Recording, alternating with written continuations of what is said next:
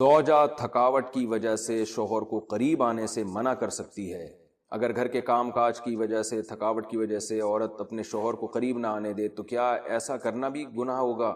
یہ مسئلہ اگرچہ حیا کے خلاف ہے، اور میں خاتون کا نام بھی اناؤنس نہیں کرنا چاہ رہا جنہوں نے پوچھا ہے، تو حیا کے خلاف ہے مسئلہ، لیکن یہ بہت زیادہ پوچھا جاتا ہے اور اس میں بہت سارے گھرانے مبتلا ہیں، اس لیے میں بیان کر رہا ہوں۔ اور حدیث میں اس میں بہت واضح احکام ملتے ہیں۔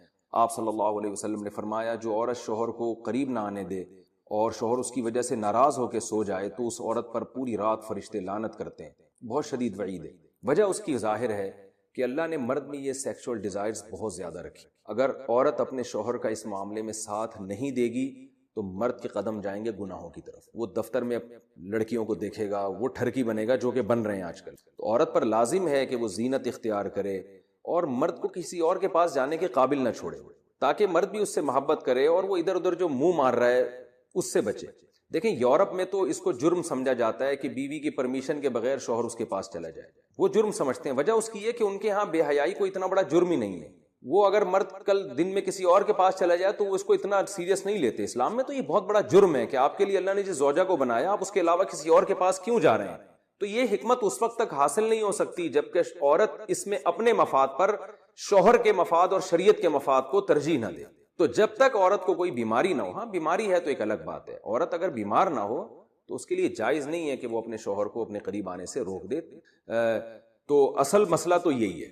لیکن شوہر کو بھی بہرحال یہ چاہیے کہ اگر اس پہ بہت زیادہ غلبہ نہیں ہے اور اسے گناہ کا خطرہ نہیں ہے اور وہ یہ سمجھ رہا ہے کہ زوجہ کام کاج کی وجہ سے بہت زیادہ تھک گئی ہے، اس کی نیند میں بہت خرابی ہوگی، تو شوہر کے لیے بہرحال اخلاقیات کا تقاضا یہ ہے کہ کہیں بھاگی نہیں جا رہی ہے، زندگی بھر آپ کے ساتھ ہی ہے، تو تھوڑا سا اپنی خواہش کو آپ کنٹرول کر لیں۔ اخلاقیات کا تقاضا ہے۔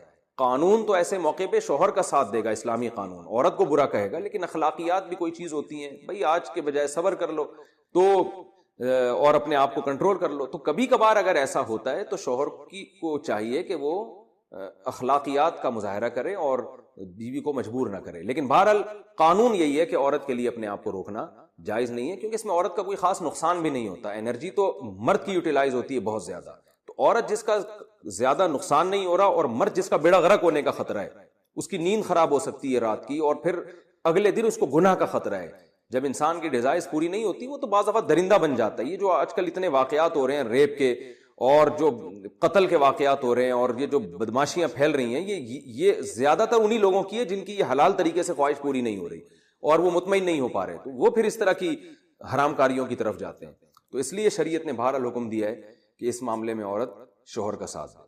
حضرت کیا فاقوں میں زندگی کیوں گزاری، جبکہ حدیث میں تو آتا ہے اگر اللہ نے دیا تو اس کا اظہار بھی ہو جاتا۔ تو بھائی حضرت عمر کو اللہ نے بہت تھوڑا دیا تھا، کیونکہ جو دیا تھا وہ سارا صدقہ کر دیتے تھے، بیت المال سے اپنی تنخواہ بہت کم رکھی ہوئی تھی، تو اس لیے وہ فاقوں میں تھے۔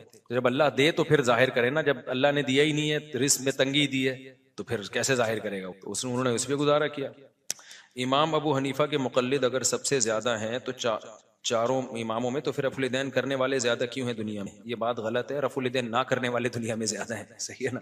پورا بنگلہ دیش کی آبادی، انڈیا کے مسلمانوں کی آبادی، پاکستان کی آبادی، پورا افغانستان، ایران میں جتنے حنفی ہیں، اور یہی آبادی بہت کراس کر جاتی ہے۔ 1 ارب تو خالی انڈیا، پاکستان، بنگلہ دیش، برما میں گیا ہوں، ٹوٹلی 100% مسلمان فقہ حنفی کو فالو کرتے ہیں، ایک بھی ایسا نہیں ہے جو غیر حنفی ہو۔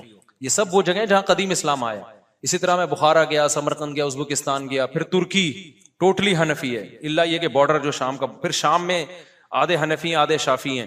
تو یہ پوری تعداد اگر ملا کے دیکھی جائے نا، کیونکہ ہماری ٹریولنگ جو ہوتی ہے زیادہ تر سعودی عرب ہوتی ہے عام لوگوں کی، تو ان کو ایسا لگتا ہے کہ رفع الیدین کرنے والے زیادہ ہیں۔ یہ پھر بھی میں بتا دوں یہ کوئی اتنا بڑا ایشو ہے نہیں۔